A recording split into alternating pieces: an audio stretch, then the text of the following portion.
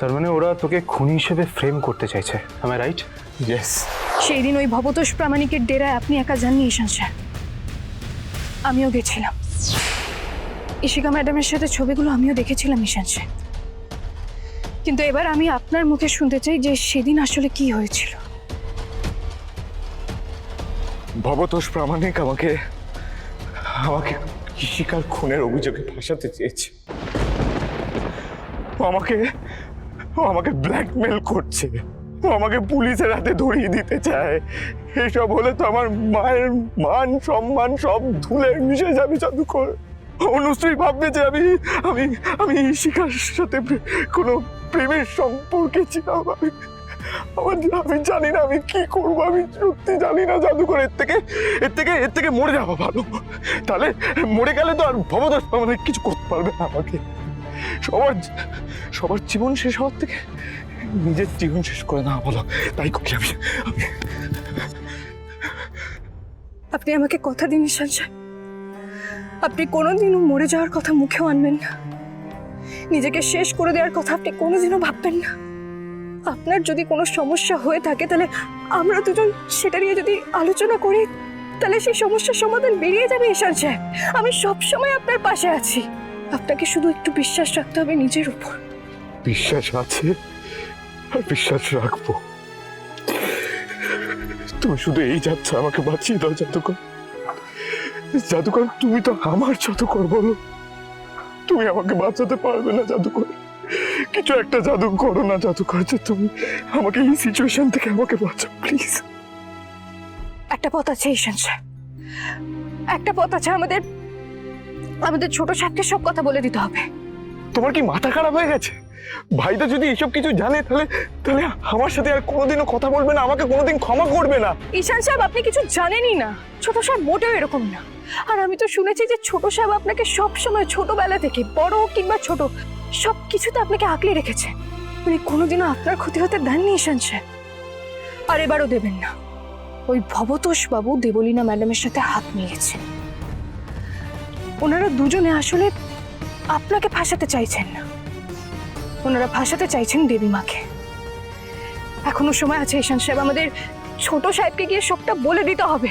জাদুকর ভাইটা রাগ করবে, বকবে আমাকে। বকুক কিংবা রাগ করুক ঈশান সাহেব, কিন্তু আমাদের ছোট সাহেবকে গিয়ে সবটা বলতে হবে।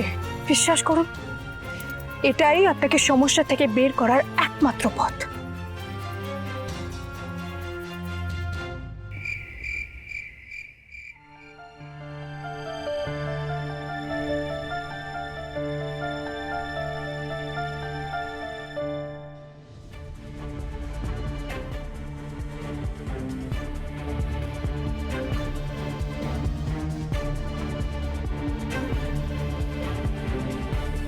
ছোট সাহেব,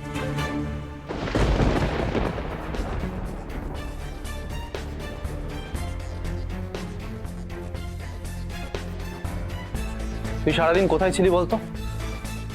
আমার তোর সাথে কিছু কথা বলার ছিল আর সেখানে তোর কোনো পাত্তাই নেই। তুই কি ভেবে ভবতোষ প্রামাণিককে আমাদের বাড়িতে ডেকেছিলি একটু বলবি? ঈশান, এই প্রশ্নের উত্তর আমি যতক্ষণ না পাচ্ছি আমি কোনো কাজে মন লাগাতে পারছি না।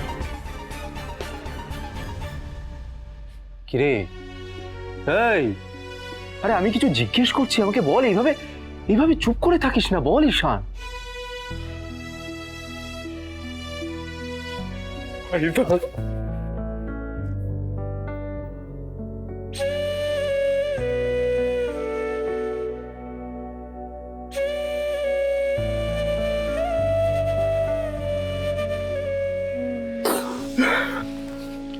ঈশান, এই আমাকে বল কি হয়েছে? আমি ফেসে গেছি রে ভাইদা। ভবতোষ প্রামাণিকের মুঠোয় বন্দি আমি। ও যা বলবে আমাকে তাই করতে হবে, এছাড়া আমার কাছে আর কোনো উপায় নেই। মানে মানে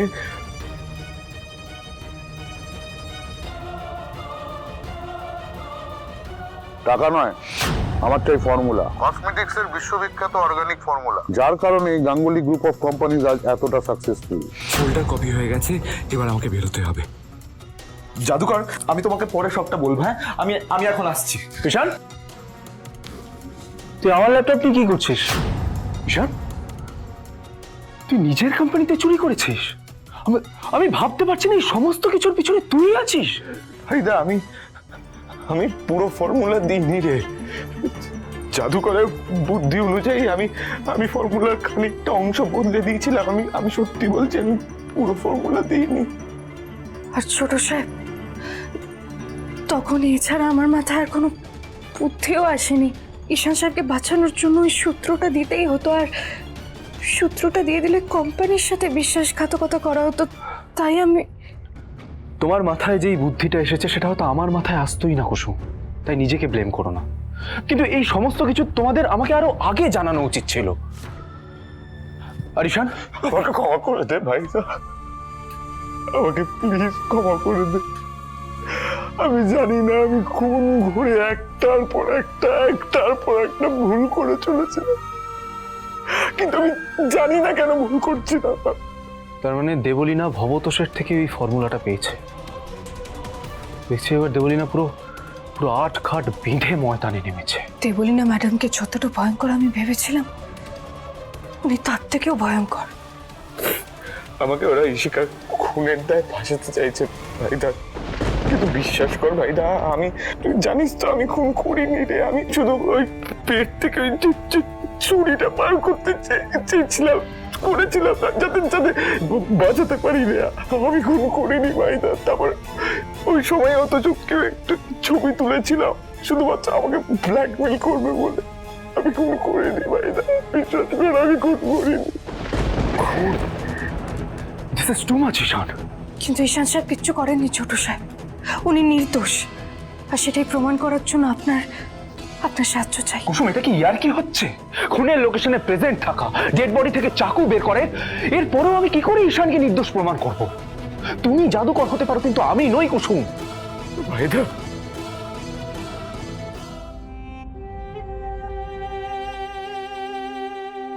ঈশান, আর কি কি হয়েছে আমাকে পুরোটা বল।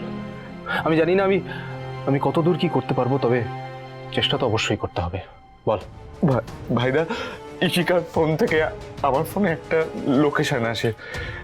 আমি সেই লোকেশনে যখন পৌঁছাই তখন দেখি ইশিকার ডেড বডি, ওর পেটে ছুরি ঢোকানো। আমি সেই ছুরিটাই বার করতে চেয়েছি যাতে ওকে আমি বাঁচাতে পারি।